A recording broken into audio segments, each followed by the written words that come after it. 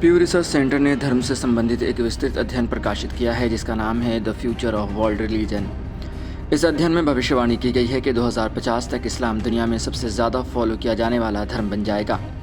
हालांकि इसके साथ ही कुछ क्षेत्रों में मुस्लिम आबादी में गिरावट भी देखने को मिल सकती है। प्यू रिसर्च के अनुसार जबकि कुछ क्षेत्रों में इस्लाम की जनसंख्या में वृद्धि होने की संभावना है तो कुछ क्षेत्रों में इसमें कमी भी हो सकती है। इस अध्ययन में बताया गया है कि एशिया प्रशांत क्षेत्र में मुस्लिम आबादी 2010 में 61.7% थी, जो 2050 तक घटकर 52.8% होने का अनुमान है। ये गिरावट इस क्षेत्र के कुछ देशों में जन्म दर में कमी और धर्मांतरण की दर में बदलाव के कारण हो सकती है। वहीं यूरोप में भी 2050 तक मुस्लिम आबादी में वृद्धि के बावजूद यूरोप की कुल आबादी में मुस्लिमों की हिस्सेदारी अपेक्षाकृत स्थिर रह सकती है। यूरोप में मुस्लिम आबादी का अनुपात 2.7% है, वहीं जो 2010 में इसी प्रतिशत पर था। हालांकि यूरोप में मुस्लिमों की संख्या में वृद्धि होगी, लेकिन यह कुल आबादी के मुकाबले कम रहेगा। प्यू रिसर्च के अध्ययन के अनुसार 2050 तक हिंदू धर्म दुनिया का तीसरा सबसे बड़ा धर्म बन जाएगा। वर्तमान में हिंदू धर्म के अनुयायी लगभग 15% हैं, जो 2050 तक बढ़कर 14.9% हो सकते हैं। इस वृद्धि का मुख्य कारण भारतीय उपमहाद्वीप में हिंदू आबादी की अधिकता और जन्म दर में स्थिरता है। भारत में हिंदू धर्म के अनुयायी कुल जनसंख्या का लगभग 77% है, जबकि मुस्लिमों की संख्या 18% के आसपास है। 2050 तक भारत में मुसलमानों की आबादी 31 करोड़ से भी अधिक हो सकती है, जो भारत को दुनिया में सबसे बड़ी मुस्लिम आबादी वाला देश बना देगा, इंडोनेशिया को पीछे छोड़ते हुए।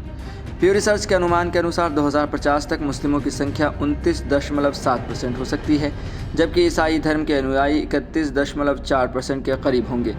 ईसाई धर्म के अनुयायी मुख्य रूप से यूरोप, उत्तर और दक्षिण अमेरिका में फैले हुए हैं, जबकि एशिया और अफ्रीका में भी ईसाई धर्म की संख्या में वृद्धि हो रही है।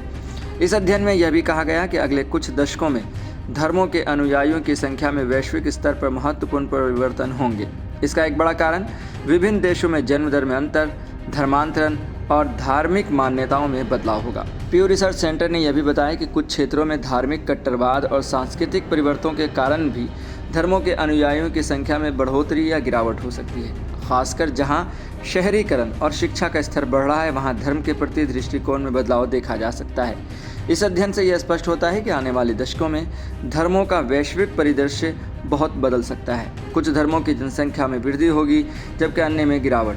इस अध्ययन में दी गई जानकारी से यह भी पता चलता है कि भारत, चीन और अन्य एशियाई देशों में धार्मिक जनसंख्या में महत्वपूर्ण बदलाव को देखने को मिलेगा, जो दुनिया के धार्मिक भूगोल को नया आकार देगा।